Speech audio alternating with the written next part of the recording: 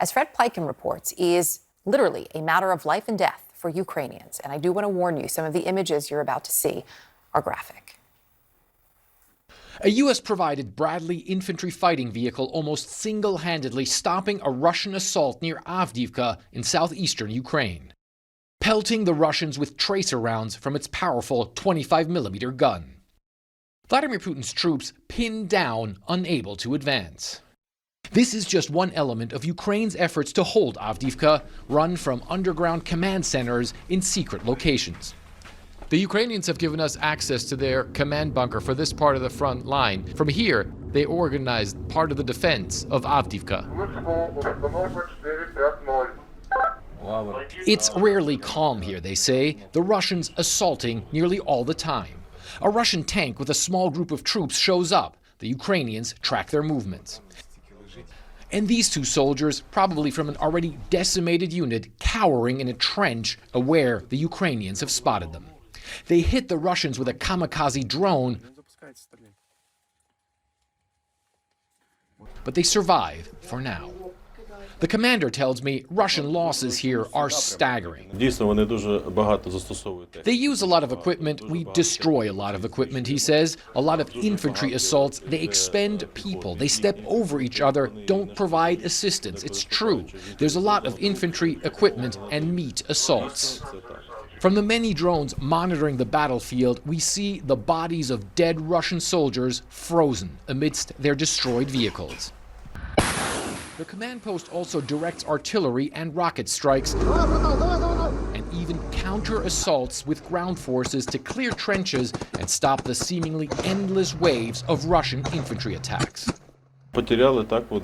Fortunately, they have a lot of losses, he says, yet they do not stop. But Avdiivka will be ours. They will not succeed. But Ukraine's American-provided guns could go mostly silent soon if Congress doesn't end its impasse and pass additional military aid, President Biden says. I think the vast majority of members of Congress support aid for Ukraine. The question is whether or not a small minority are going to hold it up, which could be a disaster. And that could have major effects for the Ukrainian troops fighting here. And Erica, of course, all of that is already having an effect on the Ukrainians as they're suffering increasing shortages of ammunition. They say right now the Russians have an advantage in manpower and in firepower, but the Ukrainians are also saying in most places they are able to hold the line. Erica? Fred, appreciate the reporting. Thank you. Out front now, retired Army Major General James Spider Marks. General, when you look at this, so Fred was really focused there on Avdiivka. This is key in this moment, the epicenter of the fighting in Ukraine. When you look at it, Zelensky has said the outcome there could really sort of determine what happens. It is crucial. What do you see happening, especially when you see what Fred was showing us? Well, what's just been defined is the nature of key terrain, where it gives, holding that piece of terrain, owning that piece of terrain gives an advantage to one side or the other. Both realize its importance. Avdiivka, just to the north and west of Donetsk, would provide the Russians a facilitated movement for logistics into the land bridge, in toward Mariupol, and then further into Crimea. Holding that makes it that much more difficult and gives the Ukrainians an advantage to go after now a maneuvering Russian force that doesn't have this direct line into that area. That's what's key about that. So it's absolutely important that whoever goes after that not only has to take it, but then you have to hold it. And that takes time. As we're watching all of this play out, and we're talking about the funding that is not happening in this moment, President Zelensky has invited Donald Trump to come to Ukraine. I can only imagine how closely he is watching this election as it really ramps up here in the United States, because it will determine not only aid, perhaps, for Ukraine, but possibly the outcome here. Oh, totally. I am sure he was dialed in 2 days ago on what was taking place in New Hampshire. He has now Zelensky has a much clearer picture, as does Putin, about what this potential election is going to look like in November. And the world's trying to determine whether President Biden was a one-off or President Trump was a one-off, or are we going to get one of those two individuals reelected?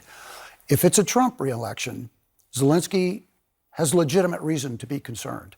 President Trump has indicated that he's probably going to dry that up. I would think on day one of his new administration, if he gets elected, would be a phone call to President Zelensky and says, hey, man, we got to figure this out. There's got to be a negotiated settlement. And I would think he would have preceded that call with a call to President Putin saying, stop what you're doing. We're going to let you we're going to work it out. Keep what you've got right now, 20% of Ukraine. Stop and hold, but we're going to stop the killing and we're going to stop the support. So Donald Trump has said, look, I could end this war in 24 hours, right? I could make those calls.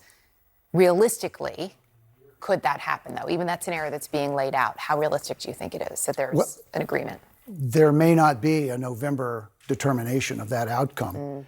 If Zelensky, if the Ukrainian military runs out of bullets, you run out of options, you are now into a legitimate stalemate, and Russia will assess that on the ground, not just hear what our Congress does, but will assess it on the ground. What's the volume of fire? What is taking place on the ground? And then, as we've indicated, and Fred has demonstrated with this incredible reporting, Russia's just going to pour good soldiers after bad. He's got the law, Putin has the law of large numbers, and he'll put more manpower on the front and try to create a breakthrough. That's what we're talking about right now. This is the inflection point upon which all else hinges.